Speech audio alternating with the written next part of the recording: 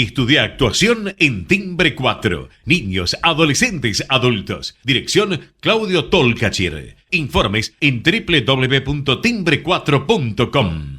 Ahorrar energía es responsabilidad de todos. Por ello, desde Naturgy te acercamos recomendaciones para hacer un uso más eficiente del gas natural y de esa forma puedas reducir tu consumo. Así, procura calefaccionar solo los ambientes donde haya gente y a una temperatura razonable. Utilizar el agua caliente solo cuando sea necesario y a la temperatura justa. Naturgy, cuidemos lo bueno, cuidemos el gas. Más consejos en www.naturgy.com.ar y seguinos en nuestras redes sociales. ExxonMobil se encuentra presente en la Argentina desde hace más de 100 años. Actualmente, con más de 2.000 empleados, lleva adelante desarrollos de recursos no convencionales en la provincia de Neuquén, proyectos de exploración costa afuera, un centro de servicios global y programas para el fortalecimiento de las comunidades. ExxonMobil está contribuyendo con el crecimiento del país.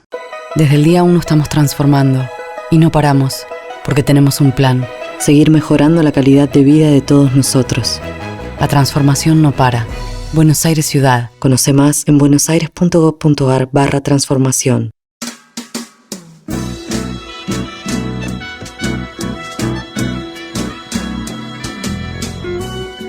Entrevistas con los protagonistas de la política, la cultura, el espectáculo, la música y el deporte. Un diálogo abierto para pensar desde una óptica diferente. Voces y Memoria, los martes de 20 a 21 con la conducción de Hernán Dobri. A noite fecunda, os gritos do seu sangue. Buenas noches, bienvenidos a una nueva emisión de Voces y Memorias. Hoy nos acompaña un periodista y sociólogo argentino que vive en Chile, pero pasa parte de su año en Barcelona, además de ser veterano de guerra de Malvinas. Estudió en el Colegio St. John's y en el Nacional de Vicente López. Luego se graduó en Sociología en la Universidad de Buenos Aires antes de volcarse al periodismo. Empezó su carrera en la agencia de noticias Interpress Service y luego estudió la maestría en periodismo en la Universidad de Columbia y ha hecho también un posgrado en el Instituto para el Desarrollo del Periodismo Internacional de Berlín. Como periodista ha escrito en numerosos medios como La Vanguardia, El Ciervo, Quimera, Perfil, Eñe, Gato Pardo, Travesía, La Nación, Página 12, Anfibia, por nombrar algunos. Ha sido jefe de redacción de la revista Hombre de Maíz, editor de la sección Sin Ficción de la revista literaria Lateral, editor también latinoamericano de Medio Ambiente y Población de la Agencia Internacional IPS. Fue director del Máster de Periodismo en la Universidad de Barcelona y Columbia University. También dirigió la carrera de Periodismo de la Universidad Alberto Hurtado en Santiago de Chile. Es instructor de la Deutsche Welle Academy de Alemania y Visiting Scholar de Ithaca College en Nueva York. Dictó talleres y seminarios en la maestría del diario Clarín y la Universidad de San Andrés en Buenos Aires y en la Fundación para el Nuevo Periodismo Iberoamericano. Actualmente es el director de la Diplomatura de Narrativa de No Ficción de la Universidad Alberto Hurtado en Chile y profesor invitado de la Maestría en Periodismo de la Universidad de Barcelona. Ha sido ganador del premio a la Mejor Colección 2018 en la Asociación de Editoriales Universitarias de España. Entre sus libros se destacan Los viajes del Penélope, El arte de escuchar, Crónicas bananeras y La voz de las cosas, entre otros en los que ha participado también. Hoy nos tomamos un café con Roberto Hercher. Muchísimas gracias por estar hoy con nosotros. Muchísimas gracias, Hernán. Realmente yo también sigo tu trabajo hace mucho tiempo y realmente me gusta mucho. Yo creo en la gente que se especializa y también tiene una mirada amplia. Entonces esta mirada hacia la cultura, hacia la política, hacia la historia y la memoria me parecen brillantes en tu trayectoria y en este programa y me siento muy honrado de estar aquí. Vamos a empezar hablando por ahí del punto fundacional que derivó luego en el periodismo, que tiene que ver con la Guerra de Malvinas.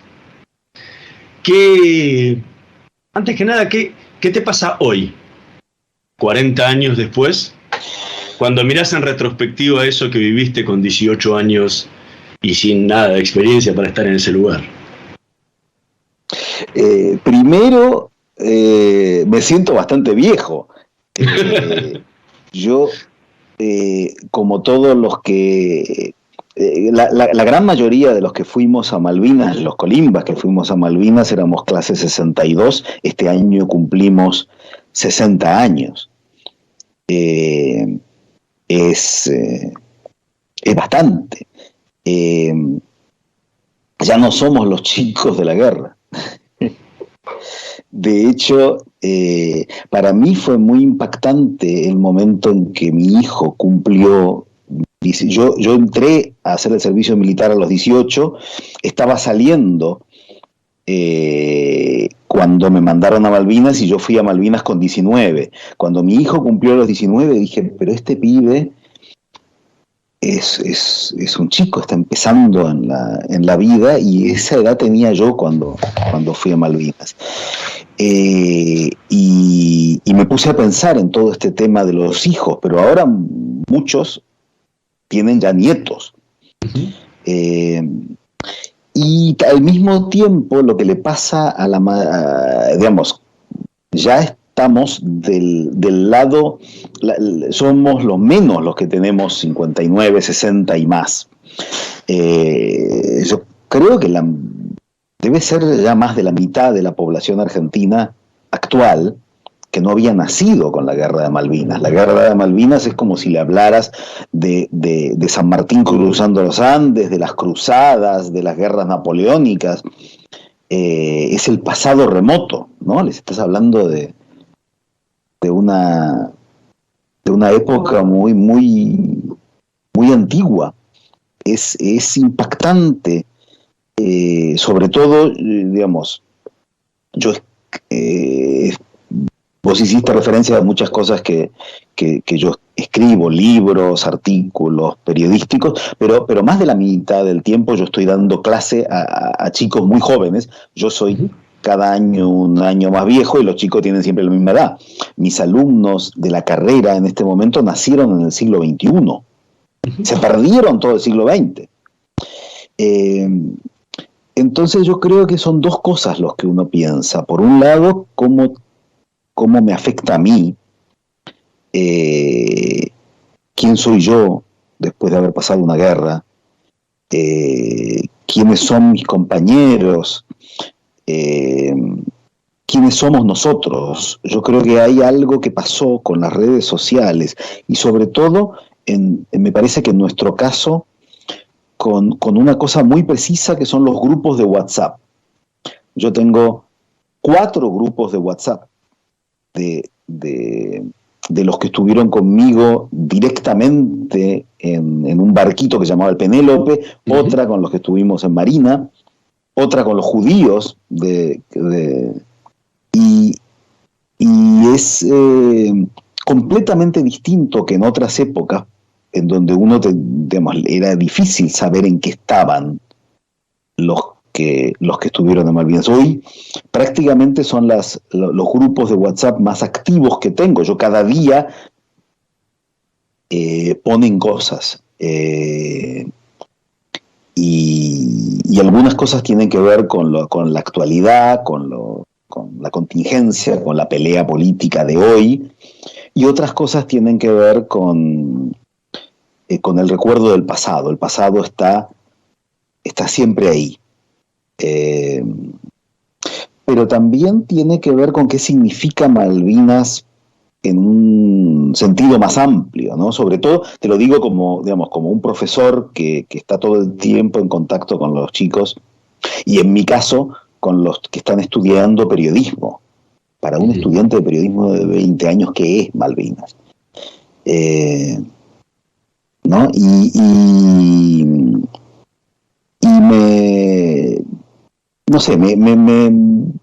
me parece muy interesante el uso de estos aniversarios, en este caso 40 años, un poco para eso, ¿no? Para echar la vista atrás y pensar en qué nos pasó y qué significa eso hoy, ¿no?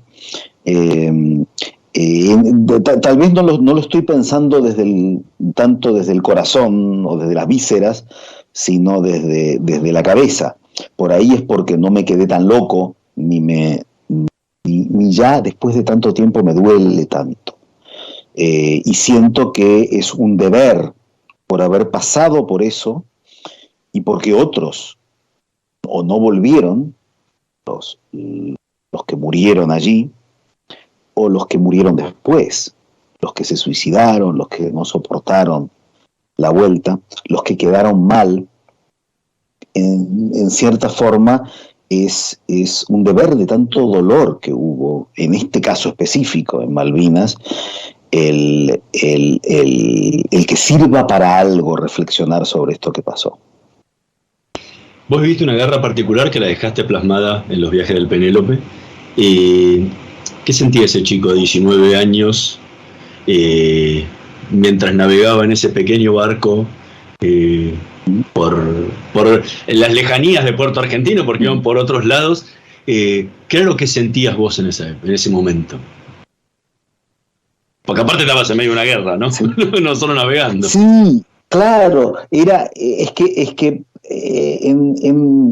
yo creo que después, cuando ya empecé a entrevistar como periodista y a encontrarme y a escuchar y a leer sobre lo que pasaron, la mayoría de los veteranos argentinos que estuvieron peleando en los montes y que estuvieron metidos en un pozo de zorro, cagados de frío, de hambre, yo siento que para mí, sí, no puedo hablar por nadie más, yo era un poco inconsciente.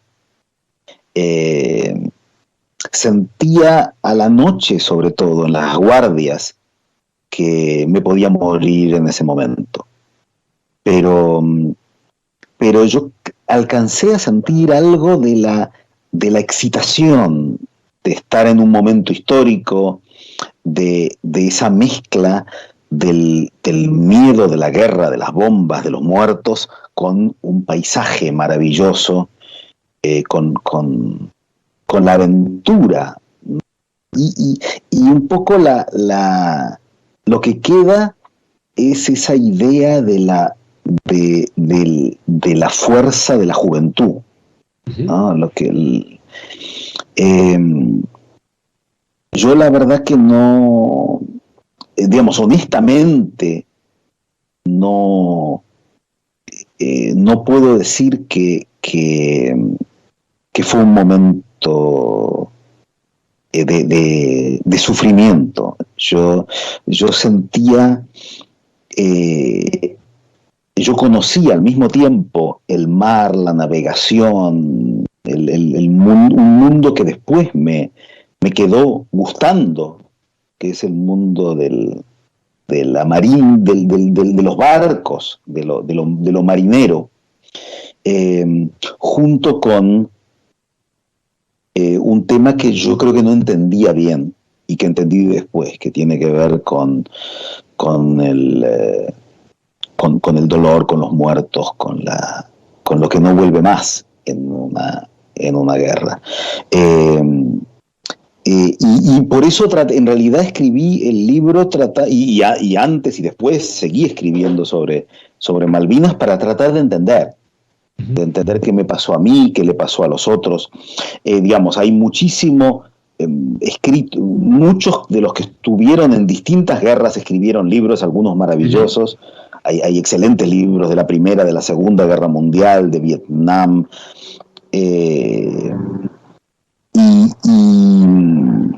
Y también hay grandes libros y películas y obras de teatro. Realmente la guerra es un momento en donde uno vive al límite y en donde, tal vez dicho por ahí borgianamente, uno sabe quién es. Uno se conoce. Yo no tengo idea de quién sería yo hoy si no hubiera ido a Malvinas. Estamos conversando con Roberto Herscher. Vamos a escuchar el primer tema que eligió para esta noche de Voces y Memorias, Milonga del Muerto, en la versión de Eduardo Falú.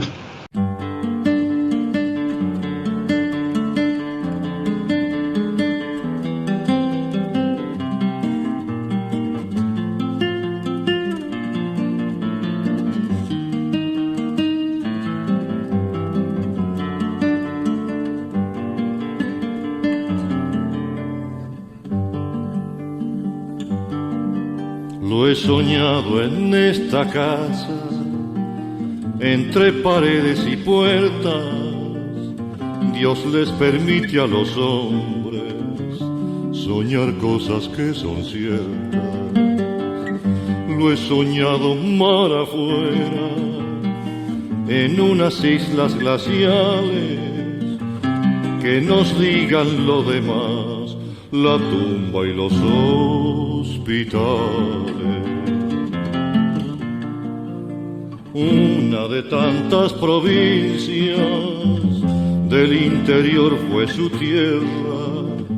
No conviene que se sepa que muere gente en la guerra. Lo sacaron del cuartel, le pusieron en las manos las armas y lo mandaron a morir con sus hermanos.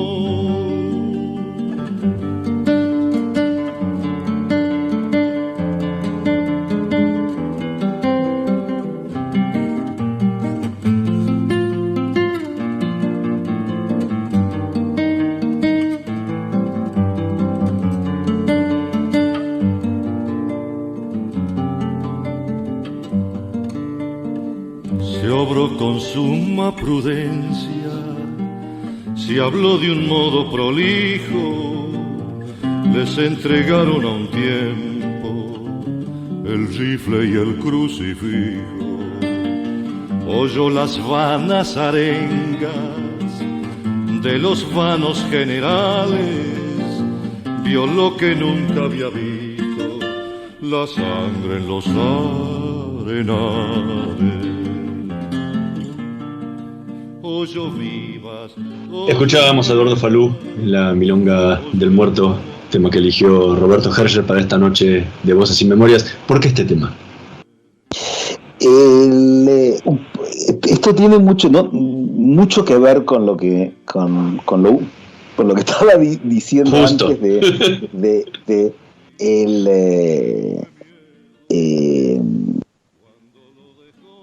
por un lado un tema muy también que se trató mucho en ese momento y después. La mayoría de los que fueron a Malvinas eran chicos de provincias, de Corrientes, bueno, no tan provincia, pero está en la provincia de Buenos Aires, de La Plata, regimientos de Salta. Yo tenía muchos compañeros en la Marina que nunca habían visto el mar.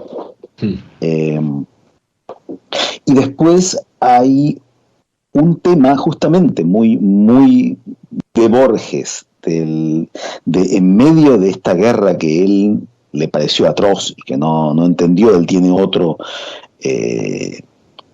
poema de dos soldados, Juan López y John Ward, que eran, yo creo que en cierta forma yo me veía reflejado, porque yo también leía literatura inglesa y literatura argentina y sabía un poco de ese otro mundo, el mundo del enemigo, y se terminan matando en unas islas demasiado famosas. En la Milonga del Muerto, este final, él solo quería saber si era o si no era valiente, lo supo en aquel momento en que le entraba la herida, se dijo, no tuve miedo cuando lo dejó la vida.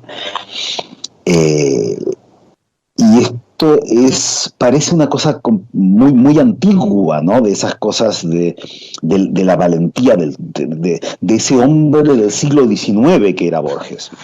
Sebastián Piana le puso una música maravillosa y a mí me impactó muchísimo siempre la versión de Falú. Muy, muy...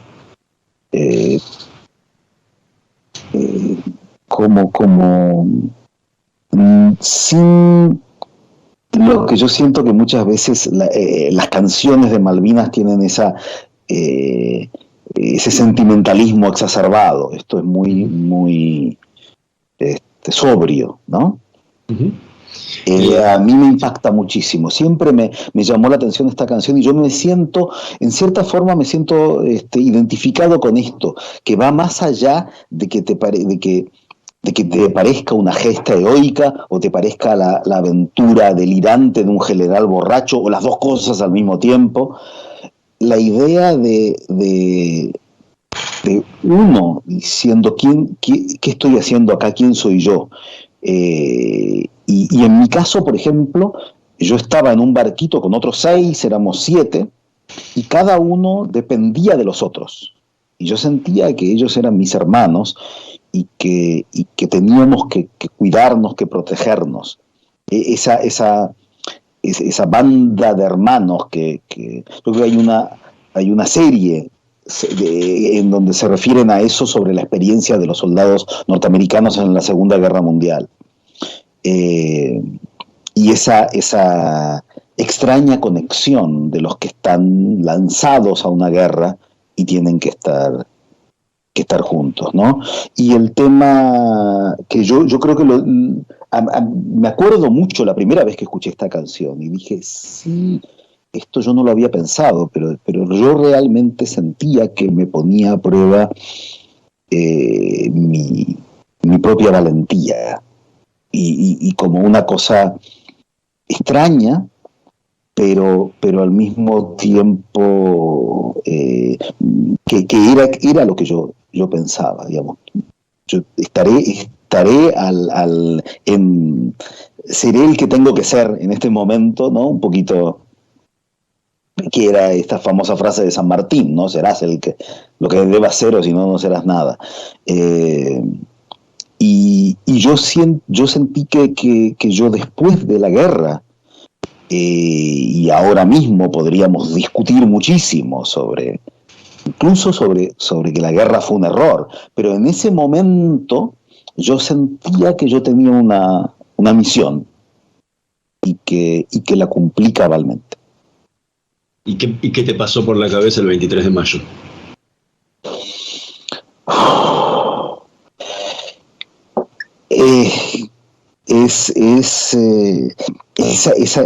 Esa noche, esos días, fueron tremendos, porque fueron los bombardeos. Yo estaba digamos, estás hablando, ¿no?, de plena guerra del 82. Sí. Ahí eso fue una locura. Digamos, nos bombardearon los Sea Harriers de día y de noche las fragatas. Nosotros estábamos en el sur de la isla Gran Malvina, en un lugar que se llama Bahía Fox, y nos metíamos y salimos, digamos, estábamos convencidos de que iba a explotar el Penélope, que era un velero de madera hecho en 1927 de 16 metros de eslora, lleno de tanques de gasolina. Y bajamos la chalupa y nos metimos en un pozo de zorro en la tierra. Había un cura que se pasó toda la noche recitando el rosario. Yo quería matarlo, ¿no? Pero no sé si a alguno de mis compañeros católicos le habrá sido de consuelo eso, pero creo que el tipo estaba más aterrado que nosotros. Y había mira, hay una cosa de la noche del bombardeo que creo que tiene que ver. Muchos después me lo comentaron, yo lo cuento en el libro, porque después yo entrevisté a todos mis compañeros. Estábamos, el momento en que esa noche nos dimos cuenta que la guerra iba en serio, porque empezaron a gritar que había un muerto, que habían matado a un marinero, un chico de 17 años, Juan Ramón Turano. Él no era conscripto como nosotros, había entrado a estudiar en la Escuela de Mecánica de la Armada para ser marinero a los 15 años y tenía 17 y estaba ahí, no era ni mayor de edad. Y era un chico, o sea, era incluso más chico que nosotros. y ese era el momento en donde decís, esto es en serio. Digamos, un chico con el que jodíamos y nos hacíamos chistes el día anterior, ahora está muerto. Y junto con eso, uno de mis compañeros le agarraron unas ganas de cagar terribles. Y entonces decía, voy a salir un ratito, pero no tengo con qué limpiarme. Y había otro que recibía cartas de su novia, todavía está, digamos, seguimos en contacto, seguimos siendo hermanos, y él todavía ahora está casado con la que era su novia en ese momento, y la novia le mandaba montones de cartas, y él le decía, necesito papel para limpiarme, dame la carta de su novia, y en pedo, decía, dice, bueno, pero por lo menos, bueno, ok, no me des las cartas, dame el sobre. Y eso era un poco ¿no? Ese recuerdo es, o sea, siento que la muerte y la sátira, el esperpento de limpiarte el culo con el sobre, son esas dos caras, ¿no? La vida y la muerte, las cosas que normalmente, las cosas, digamos, grandiosas de los grandes temas y las cosas más familiares como tener ganas de ir al baño. Y yo siento que todo eso mezclado es el recuerdo y la experiencia de la guerra. Estamos conversando con Roberto Herscher. Vamos a hacer una pequeña pausa. En un minutito más volvemos con más Voces y Memorias. No se vayan. Vamos la radio, somos tu voz. Vamos con Eco, siempre la verdad y la mejor información. Estamos llenos de historias verticales. Gira tu celular. En Catamarca tenés algo distinto para contar. ¡Girá! ¡Girá! No te pierdas de nada. Vení a contar una historia distinta.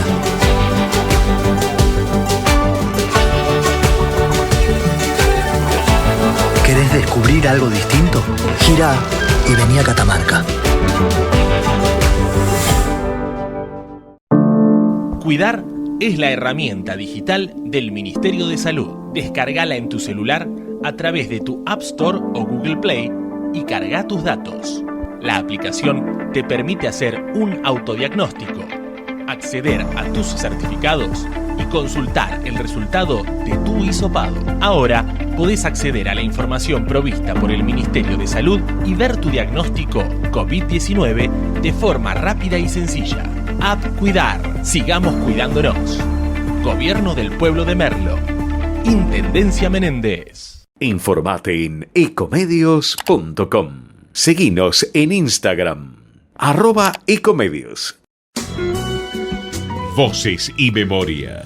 Una hora con los protagonistas de la política, la cultura, el espectáculo, la música y el deporte para pensar desde una óptica diferente.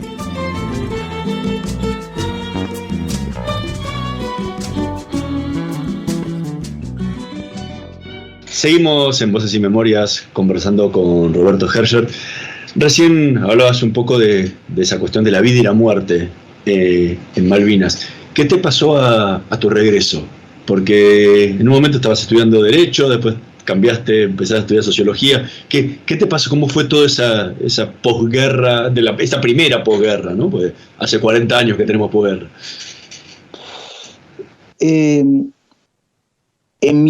En mi caso, yo sentí que quería contar lo que a mí me había pasado, pero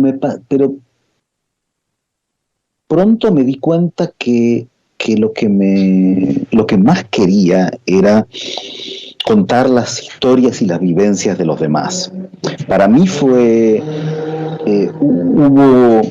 yo estaba buscando mi vocación. De hecho, yo entré, digamos, no sabía qué estudiar. Yo hice el examen de ingreso a Derecho cuando en en el 80, cuando estaba en quinto año de secundario, y de hecho todavía ni sabía si iba a entrar a la Colimba, y yo ni siquiera sé si en ese momento era posible pedir prórroga. Yo creo que tenía claro que la tenía que hacer ahora o después, y entonces mejor sacármela de encima. Obviamente en el 81 yo no me imaginaba que eso que iba a haber una guerra. Pero cuando volví me di cuenta de que quería otra cosa, y lo que me pareció que quería era entender el mundo, la sociedad, entre otras cosas entender un país que había elegido la guerra, que había privado a los militares, que después fuimos viendo cuán genocidas eran. Digamos, lo que yo entendí en ese momento como un país enfermo, que el 30 de marzo estaba en Plaza de Mayo pidiendo que se vaya Galtieri, y el 2 de abril estaban alabándolo como el salvador de la patria. Mi vieja iba llorando a la carnicería para comprar comida para que comieran ella, mi papá y mi hermana, y el carnicero con una tiza iba marcando en la pared de la carnicería cuántos barcos ingleses había hundido él. Sí. Yo cuando volví vi las tapas de gente de la semana y yo no lo podía creer, ¿no? Pero también volviste con bronca. Yo volví con mucha bronca. Es que la bronca yo no la sentía ya, yo la sentí cuando volví. Sí. No, te lo digo porque... La guerra como un partido de fútbol. Sí, pero en alguna vez me dijiste que volviste con bronca con tu papá, al punto que escribiste una obra de teatro que se llama La historia de Abraham e Isaac, que la presentaron ahí en una Bienal de Arte en Recoleta. Digo, ¿por qué esa bronca con tu padre? Si no lo tenía nada que ver. Porque es que eran, sí, pero eran todos los padres. Hay una cosa, a mí me parece muy interesante. Mi padre pertenecía por un lado, a una generación que trataba de encajar, pero sobre todo yo creo que hay un tema interesante y yo lo estoy viendo ahora en las cosas que se van intercambiando este grupo de digamos que no somos muchos, de los que tenemos ascendencia y familia judía y que somos veteranos de Malvinas. Siento que mi familia se salvó del Holocausto, otra parte murieron. La familia de mi padre son judíos de Alemania, mi papá nació en Berlín. La familia de mi madre, la mamá de mi madre son judíos rusos que fueron vivían en lo que ahora es Letonia, se fueron a Bolivia, y mi mamá nació en Bolivia y llegó a Argentina. Y siento que hay como una cosa de estar siempre rindiendo examen, de mostrar que perteneces, que como que siempre te van a mirar con sospecha, ¿no? A mí me impresionó muchísimo cuando fue el atentado de la AMIA, cuando Menem, con supongo que buena fe, llamó al presidente de Israel para darle sus condolencias, y el tipo le dijo, pero si son ciudadanos argentinos, son suyos. Pero no, es como que y eso es algo que yo sentí después, el tema del no te metas. Yo no sé y ni siquiera sé qué hubiera hecho yo en su lugar. Pero mi papá me llevó, digamos, a nosotros nos llegó la citación para ir al edificio Libertad, al comando en jefe de la Armada, donde yo estaba haciendo el servicio militar, y él me llevó, y de ahí me mandaron a Malvinas. Yo siento que en general, y esto se ha dicho mucho en distintas guerras, en las guerras los padres mandan a morir o a matar o a enfrentar el peligro a sus hijos. Todo este tema de mi hijo murió en la guerra y estoy orgulloso porque di un hijo a la patria, ¿no? Ahora yo creo que lo veo con más piedad, pero en ese momento yo tenía, era mi padre y eran todos los padres que no nos habían protegido, nos habían sacrificado. Pero también estaba enojado por un país que se tomó la guerra como si fuera un partido de fútbol. Y otra cosa que yo realmente, en el momento en que empezaron los juicios, yo me fui dando cuenta quiénes eran muchos de nuestros comandantes, los tenientes, hasta los curas. El cura, este cura que te digo que estaba con nosotros, había sido el cura de la Escuela de Mecánica de la Armada. Nosotros no solo nos mandaron a la guerra, sino que mandaron a la guerra, y los que tenían el poder sobre nuestra vida eran unos torturadores, no todos, ¿no? Pero era, los que tenían algún tipo de experiencia, y yo creo que eso pasó tal vez más en Marina, pero también mucho en Ejército. Realmente era la gente que pasó de la guerra sucia a la guerra limpia. Podríamos hablar, pero realmente era de las muchas versiones de las Fuerzas Armadas Argentinas,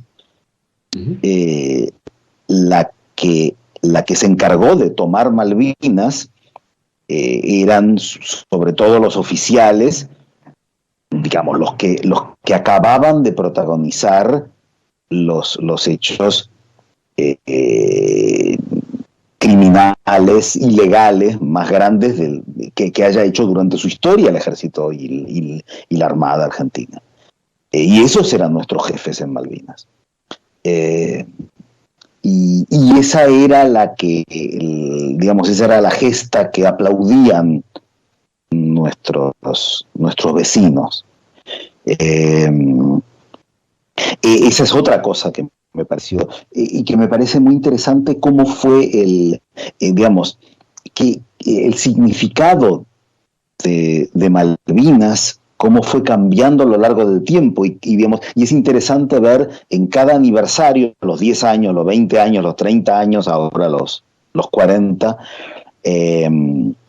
cada vez en los medios, Malvinas significa algo en consonancia con qué está pasando en el país, ¿no?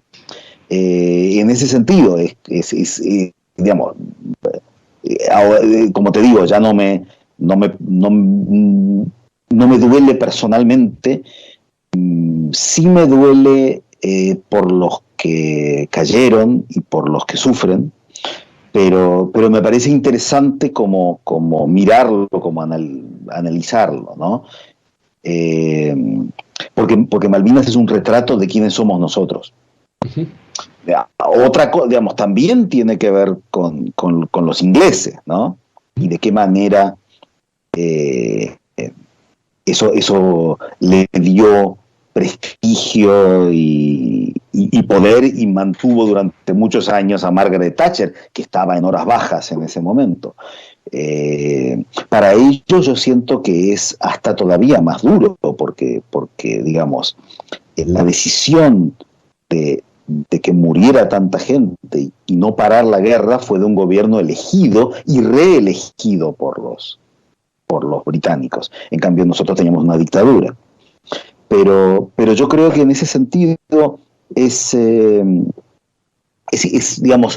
todos estos son temas interesantes para para hablar, y yo creo que este momento de los 40 años y con las cosas que están pasando,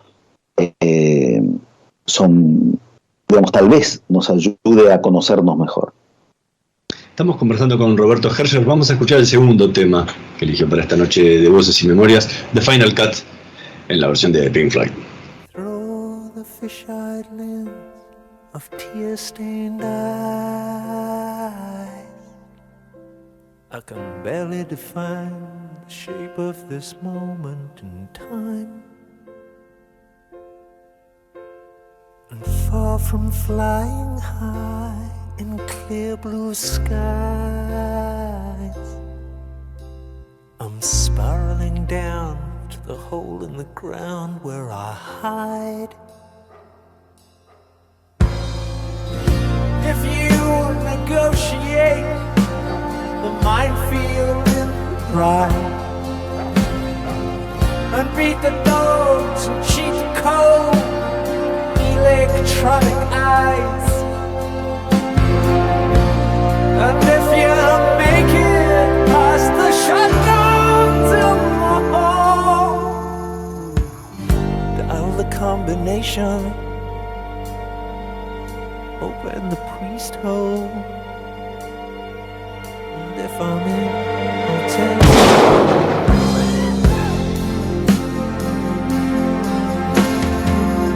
There's a kid who had a big hallucination, making love to girls in magazines. He wonders if you're sleeping with your newfound faith. Could anybody love him? Or is it just a crazy dream?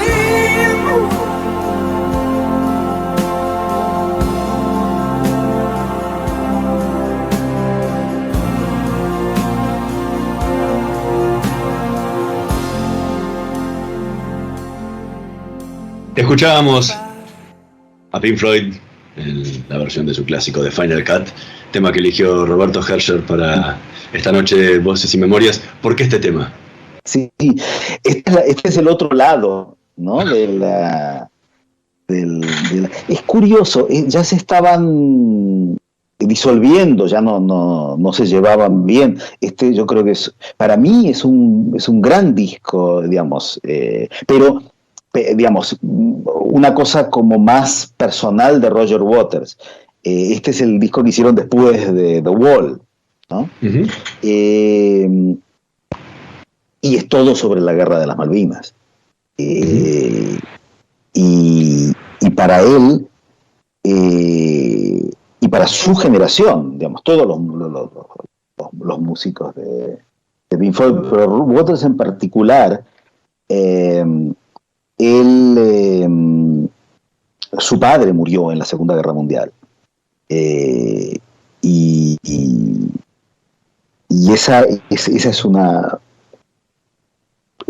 espina, digamos, y él lo tomó. Para mí hay un paralelo, digamos, son como los dos proyectos unitarios.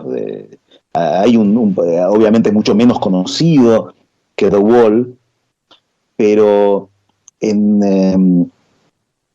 siento que me parece interesante. Yo, digamos, estuve pensando mucho cuando me dijiste, a ver, elijamos música para esto.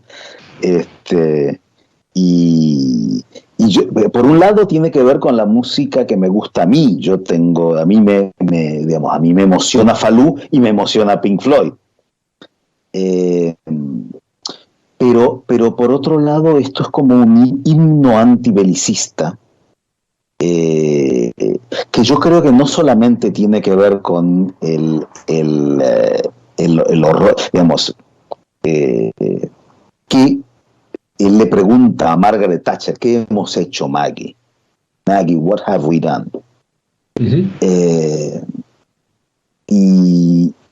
Y este que es un disco hecho prácticamente un poco tiempo después, ya se mete no con como la milonga del muerto con uno de los grandes perdedores de esta guerra, que son los muertos, sino en ese espíritu del sobreviviente a la espantosa educación inglesa que es The Wall.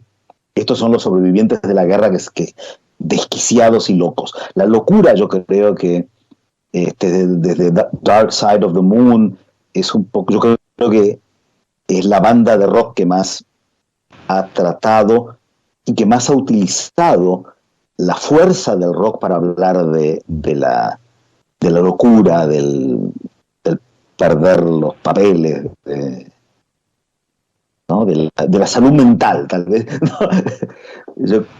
Ahora no sé si se sostiene y tal vez me van a criticar los expertos en rock, pero yo creo que el grupo de rock que más se ha metido en este tema de la relación entre la sensibilidad exacerbada y la salud mental es Pink Floyd. Hablando de salud mental, alguna vez te escuché decir una frase que me llamó la atención, que decías que el periodismo me salvó la vida. ¿De qué te salvó? ¿De qué te salvó la vida?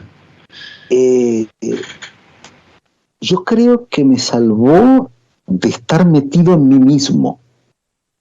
El periodismo, no sé si es también tu experiencia, para alguien que está como metido en su mundo, es primero tener que salir todos los días a la calle o tener que escribir sobre otros.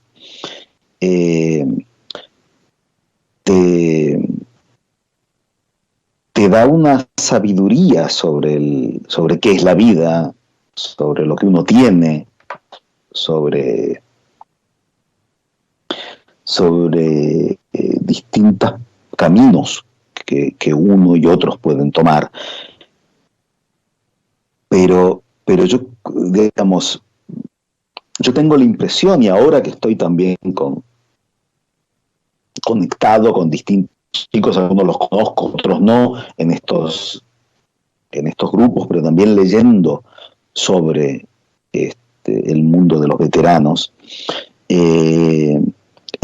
cuando a uno le pasa algo tan fuerte, es fácil pensar que todo gira alrededor de uno. Y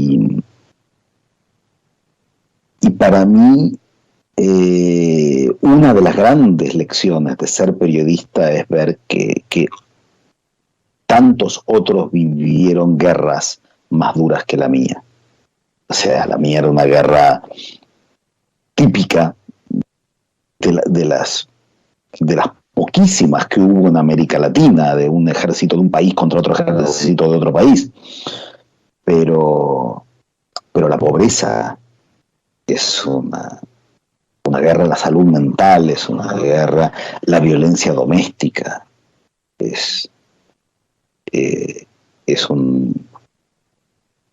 una guerra a la injusticia, a la inseguridad, hay tantas, y yo en ese sentido siento que soy un afortunado. Realmente los 74 días de la guerra de las Malvinas, yo llegué allá, ya fueron casi lo mismo que duró el conflicto, porque yo llegué una semana más tarde, pero después me fui una semana más tarde. Tuvimos una semana de prisioneros. Pero en cierta forma, no sé si no sé qué diría si me ofrecen volver atrás y no ir a Malvinas. Porque siento que me ayudó. Yo creo que ser un veterano de Malvinas me ayudó a ser mejor periodista, y ser periodista me ayudó a salir de mi rollo personal. Y digamos, Yo tardé 24 años en escribir Los viajes del Penélope, y todo ese tiempo estuve trabajando cada día como periodista y escribiendo muchísimo sobre otros para aprender después a escribir sobre algo que me pasó a mí. Entonces siento que esa es otra de las formas en que me ayudó. Sí, tal vez es un poco excesivo lo de me salvó la vida.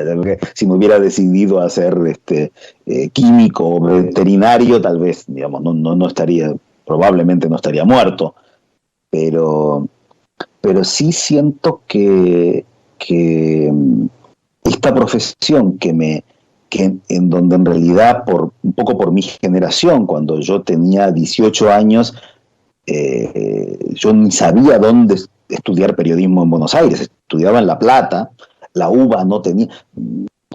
Digamos, cuando yo salí de Derecho y quise estudiar otra cosa, todavía no existía la carrera de comunicación en Ciencias Sociales en la UBA. Y me sirvió mucho lo que estudié en sociología, me sirvió mucho hacer el máster en periodismo en Columbia, en Nueva York, ya con una carrera ya avanzada. Y es curioso, porque yo en este momento, que me costó tanto encontrar mi lugar y mi vocación, yo les doy a los alumnos de primer año de la carrera la materia Introducción al Periodismo. Y siento que no podría hacer otra cosa, que esa es parte de mi identidad, y me parece que tiene que ver en mi propio recorrido, con la forma en que me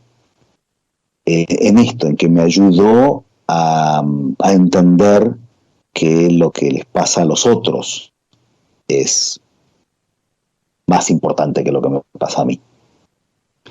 Roberto Herschel, muchísimas gracias por habernos acompañado esta noche en Voces y Memorias. Fue realmente un muy grato placer haber compartido con vos tus historias y lo que fue tu vida tanto en Malvinas como en lo profesional como colega. Muchísimas gracias a vos, Hernán, y bueno, mucha suerte. Yo me siento realmente muy afortunado. Digamos, he escuchado varias y conozco la lista de los entrevistados en tu programa, y realmente es un honor y un orgullo estar acá. Muchas gracias. Nosotros nos vamos a reencontrar la próxima semana. En la operación técnica, Carlos Heinze y Gerardo Subirana. En la edición, Javier Martínez. Nos vemos la próxima semana. Chao. Estudia actuación en Timbre 4. Niños, adolescentes, adultos. Dirección Claudio Tolcachir. Informes en www.timbre4.com. Ahorrar energía es responsabilidad de todos. Por ello, desde Naturgy te acercamos recomendaciones para hacer un uso más eficiente del gas natural y de esa forma puedas reducir tu consumo. Así, procura calefaccionar solo los ambientes donde haya gente y a una temperatura razonable. Utilizar el agua caliente solo cuando sea necesario y a la temperatura justa. Naturgy, cuidemos lo bueno, cuidemos el gas. Más consejos en www.naturgy.com.ar y seguinos en nuestras redes sociales. ExxonMobil se encuentra presente en la Argentina desde hace más de 100 años. Actualmente, con más de 2.000 empleados, lleva adelante desarrollos de recursos no convencionales en la provincia de Neuquén, proyectos de exploración costa afuera, un centro de servicios global y programas para el fortalecimiento de las comunidades. ExxonMobil está contribuyendo con el crecimiento del país. Desde el día 1 estamos transformando y no paramos, porque tenemos un plan: seguir mejorando la calidad de vida de todos nosotros. La transformación no para. Buenos Aires Ciudad. Conoce más en buenosaires.gov.ar/transformación.